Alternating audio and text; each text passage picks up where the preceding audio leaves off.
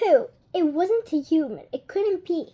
It was 4 times as tall as the tallest human. It was so tall its head was higher than the upstairs window of the houses. Sophie opened her mouth to scream, but no sound came out. Her throat, like her whole body, was frozen with fright. This was the witching hour, all right.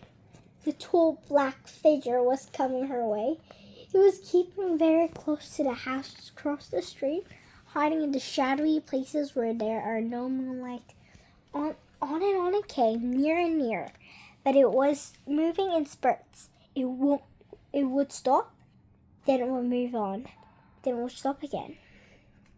What on earth was it doing? Aha! Sophie could see now what it was up to. It was stopping in front of each house. It would stop and peer into the upstairs windows of each house in the street. It actually had to bend down to peer into upstairs window. That's how tall it was. It would stop and peer in. Then it would slide on to the next house and stop again and peer in, so on along the street. It was much closer now, and Sophie could see it more clearly. Looking at it carefully, she decided it had to be some kind of person. Obviously, it was not a human, but it was definitely a person. A giant person, perhaps. Sophie stared hard across the misty moonlit street. The giant, if that was what he was wearing a long black cloak. In one hand, he was holding that looked like a very long, thin trumpet. In the other hand, he held a large suitcase. In Mrs. Gucci's house, the Guccis had a greengrocer shop in the middle of the high street, and the family lived above the shop. The 2 Gucci children slept in the upstairs front room. Sophie knew that. The drum was peering through the windows and into the room where Michael and Jane Gucci was sleeping. From across the street, Sophie watched and held her breath. She saw the giant step back a pace and put the suitcase down on the pavement. He bent over and opened the glass jar. One of those square ones with a screw top.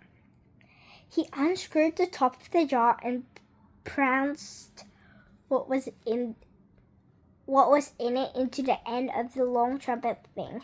Sophie watched trembling. She saw the giant straighten up again, and she saw him poke trumpet through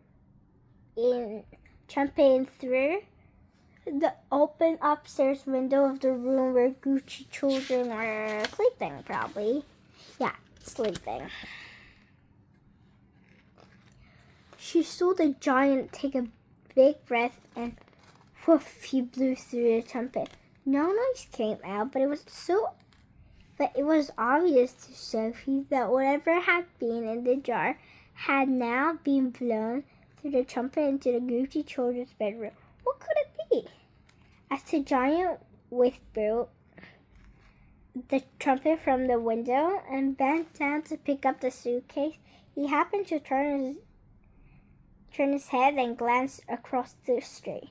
In the moonlight, Sophie caught a glimpse of an enormous, long, pale, wrinkly face with the most enormous ears. The nose was as sharp as a knife, and above the nose there were 2 bright, flashing eyes, and the eyes were staring straight at Sophie. There was a fierce and delicious and devilish look about them. Sophie gave a yelp and pulled back from the window. She flew across the dormitory and jumped into her bed and hid under the blanket. Oh, there was she, crouched still as a mouse and tingling all over. And that is the end of the chapter. Bye-bye.